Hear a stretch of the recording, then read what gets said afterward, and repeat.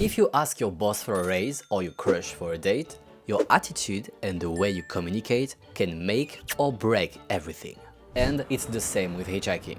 But there's one difference. With hitchhiking, you have more opportunities to challenge yourself, to make mistakes, to learn from it, and then to make progress. This way, every request and every ride you get will be a great school of life. Hello there, my name is Baptiste and I hitchhiked more than 1,000 cars in my hitchhiking career, allowing me to explore almost every country in Europe. As you'll quickly see on this channel, this was life-changing for me. But none of this would have happened if I didn't follow some very important principles. So in today's video, I'm going to share everything and we will talk about 3 different topics. First is the mindset, second, appearance, and third will be about communication. So be sure to take some notes because this video will be useful for hitchhiking, but also for your life. Now, let's prepare your mind. Be aware of the potential difficulties and accept them. You'll have to walk a lot, and it can be even harder if you have a heavy backpack. You will sometimes experience extreme weather, hard sun, rain, or even snow. Waiting can be long, you might go through many rejections, and at some point, you'll be exhausted. And yes, even after hitchhiking more than 1,000 cars and never meeting any driver with bad intentions towards me, there is still a risk of accident or aggressions. All of this won't necessarily happen, but you shouldn't consider any luck for granted. I think that if you want to really enjoy your journey, you need to be aware of these potential difficulties and accept them.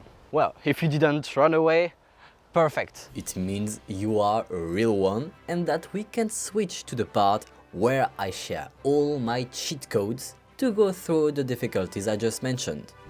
Know why you hitchhike. Strong and weak motivations, quick definitions. Weak motivations.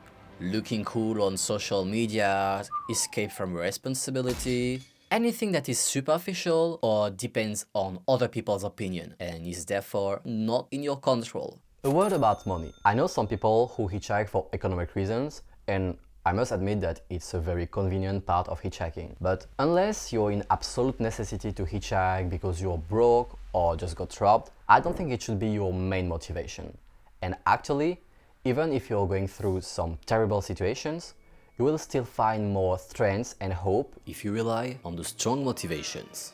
Discovering the world in a very authentic way, meeting new people, have a better understanding of human nature, live a meaningful adventure. Anything that is based on curiosity or connecting with reality, with people or with yourself seems so much more energizing to me. And once you know your motivations and what you feel like doing or not, you should set a goal that matches both your expectations and your abilities. This means that before going, you should be very clear about how far you want to go and how much time you want to spend on the road. Of course, feel free to adapt because hitchhiking is full of amazing surprises, like people inviting you to their place, and you will end up in a lot of places you didn't plan to go. However, sometimes you will be very tired or very stressed and you will just need to go to a hostel to sleep and talk to no one. So depending on your situation, you will have to say yes or no to very different things.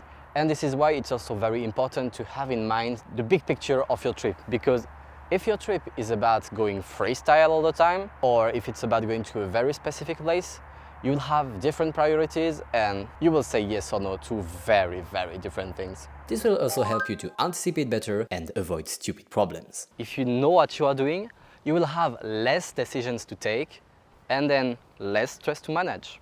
So, start by getting informed about hitchhiking and watch all of my videos.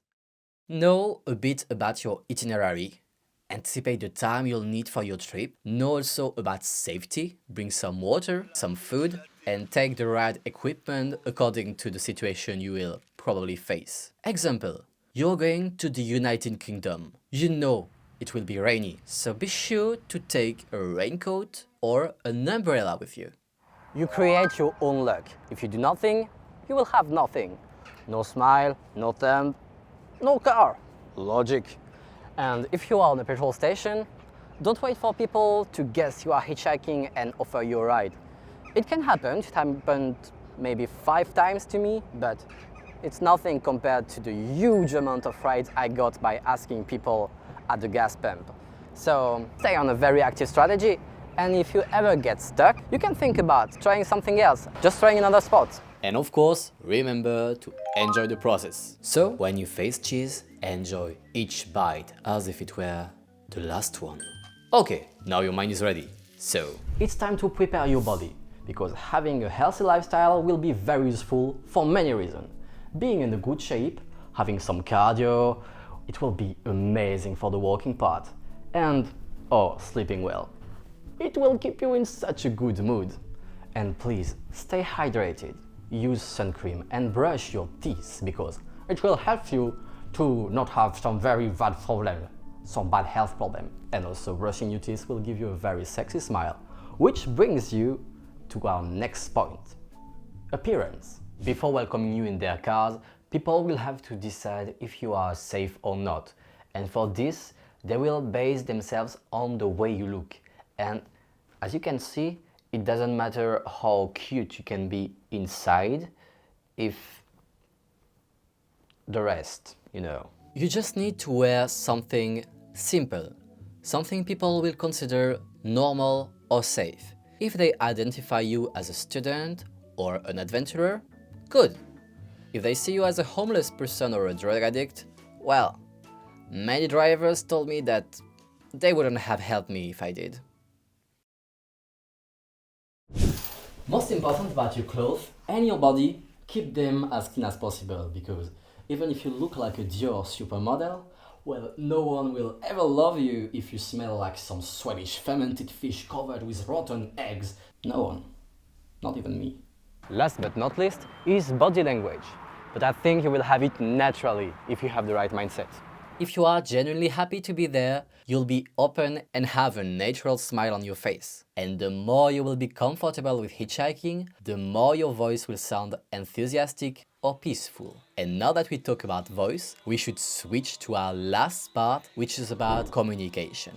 If you have a very clean look, it's time to complete it with some charm or some attitude that will make people feel relaxed in your company.